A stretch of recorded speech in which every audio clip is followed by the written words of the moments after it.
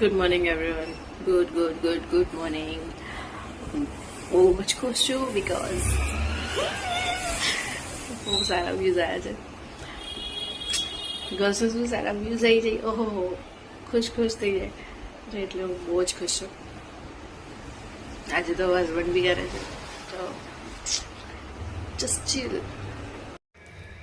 ચલો લોટ બાંધું છું, જમવાનું બનાવવાનું છે.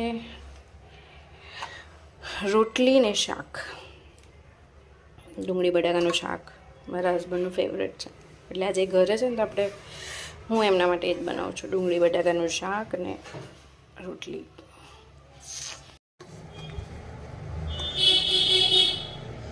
ચાલો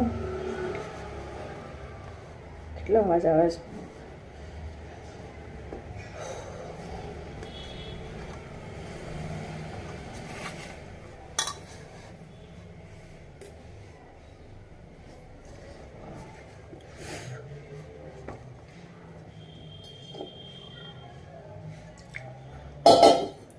મારા ઇન્સ્ટાગ્રામ પર ફર્સ્ટ જે પોસ્ટ બ્લોગ હતો ને એના પર આજે 10K વ્યૂઝ થઈ ગયા.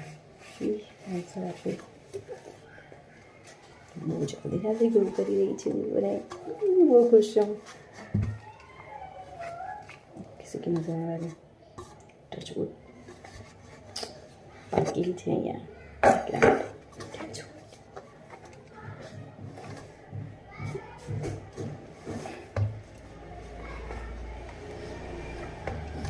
હસબન્ડ કરે છે પણ એમને બહુ શરમ લાગે છે બોલવાની, વ્લોગમાં આવવાની.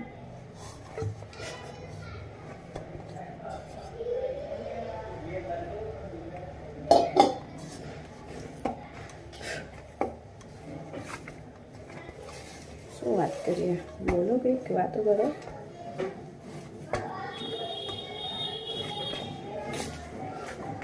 કોઈ ભાઈ તો બી હતા એટલે તો શું વાતો કરો. આખો દિવસ ક્યાં જતો રહેશે ને ખબર બી નહીં પડતી. રાત્રે કેમની ઊંઘ આવી જાય છે એ બી નહીં ખબર પડતી.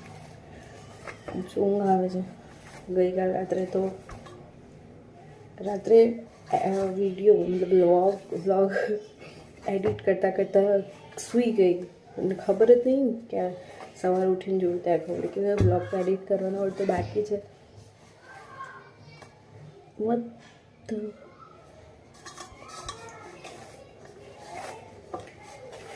વિડીયો મતલબ વ્લોગ બાકી હતો એડિટ કરવાનો.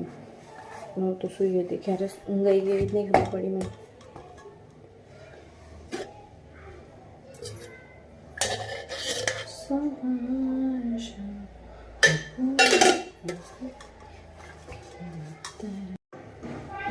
બેકગ્રાઉન્ડ કેવું છે મારા ઘરનું? જરૂરી છે કે બેકગ્રાઉન્ડ સરસ જ હોવું જોઈએ. જેવા ઘરમાં રહીએ છે તો એમ બતાવવામાં શું વાંધો છે. જેવું છે અમને તો મજા આવે છે રહેવાની.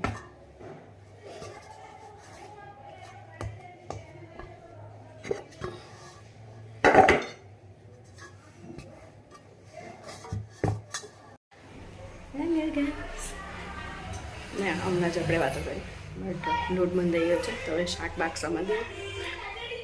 મારું કિચન છે, લોટ એવો બંધાય છે. મને લોટ બાંધતા નહોતું આવડતું પણ હવે ધીરે ધીરે શીખી ગઈ. આ કલર મારા પર બહુ જ મસ્ત લાગે છે. આ કલરના લીધે આજે થોડી વધારે સારી લાગુ છું. એવું મારા હસબન્ડ કહે છે કે આજે આ કલર પહેરે છે ને તો થોડી વધારે સારી લાગે છે.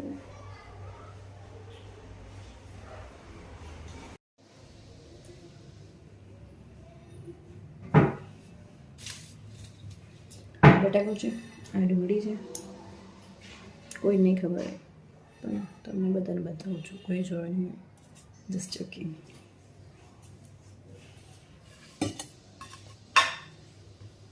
ડુંગળી બટાકા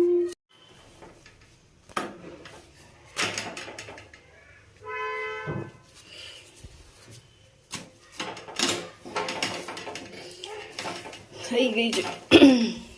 જોઈએ છે જતીન બીજી રોટલી?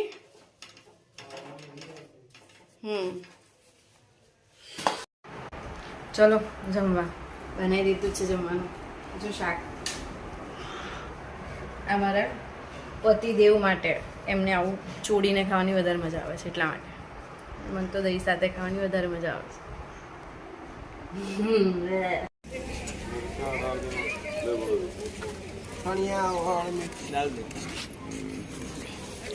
શું છે પાલકનું? પાલક 20 રૂપિયાની એ 20 રૂપિયાની એક જોડી.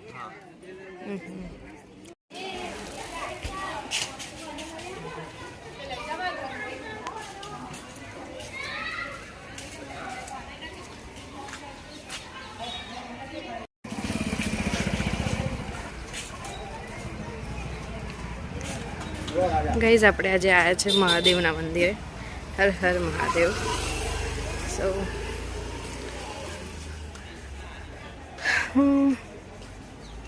ચલો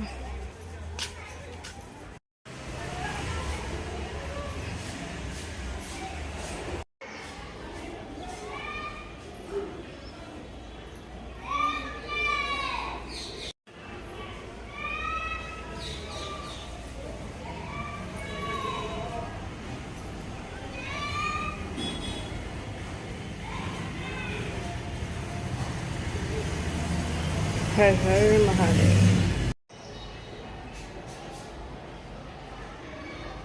હું અહીંયા બીજી વાર આવી છું મંદિરે.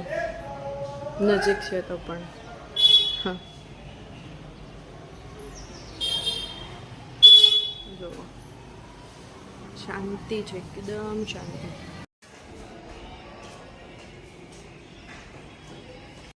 મંદિરની અહીંયા આજુબાજુ બી બહુ જ મોટી જગ્યા છે. કોઈ બી પ્રોગ્રામ હોય તો અહીંયા રાખતા હોય. શિવરાત્રી વખતે ખાસો મોટો પ્રોગ્રામ હતો અહીંયા. બેલપત્ર, તુલસી મૈયા. તુલસી મૈયા તો બહુ બધી છે. બધી કુંડામાં નાની નાની નાની નાની ઉગી જ છે.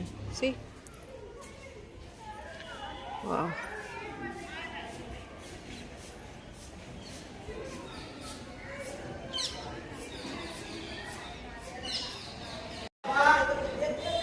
દર્શન થઈ ગયા મહાદેવના. આપણે કોઈ બી મંદિરે જઈએ, કોઈ બી, એવું નહીં કે મહાદેવ કે કોઈ માતાજીનું, કોઈ બી હોય, પણ કોઈ બી મંદિરે જઈએ ને તો આપણને એટલી શાંતિ લાગે, એટલું સરસ ફીલ થાય ને કે બસ પોઝિટિવ વાઇબ જ આપી હોય. આજુબાજુ એટલો બધો હોવા જોઈએ ને તો પણ તમને શાંતિ લાગે. મંદિર જ એવી જગ્યા હોય કે તમને મજા આવે બેસવાની. મહાદેવ તો મોસ્ટલી બધાના જ ફેવરેટ હોય છે. જોયું છે ત્યાં સુધી બધાના જ ફેવરેટ હોય છે. મંદિરમાં પ્રવેશ કરતાં જ બધું શાંત થઈ જાય છે. બધી ચિંતાઓ દૂર થઈ જાય છે. એવું લાગે છે ને બધું જ હું બહાર મૂકીને આવી છું. જેટલું બી ટેન્શન છે એવું બહાર આવી ગયું છે. મંદિરની અંદર આવતામાં જ પોઝિટિવ એટલું સારું ફીલ લાગે કે બસ હું ને મહાદેવ, બીજું કોઈ નહીં. અમારા બંને વચ્ચે જ વાતચીત થઈ રહી છે. એ ફિલિંગ જ અલગ છે. મન શાંત થઈ જાય, મગજમાં કોઈ ટેન્શનના વિચારે ના આવે. બસ મહાદેવ મહાદેવ, હર હર મહાદેવ. આજના માટે આટલું જ કહીશ. કાલે ફરી મળીશું. કાલે ક્યાં જઈશું એ મને ખુદને નથી ખબર. વિચારીશું જઈએ ક્યાં છે. ઓકે, જય અંબે, રાધે રાધે.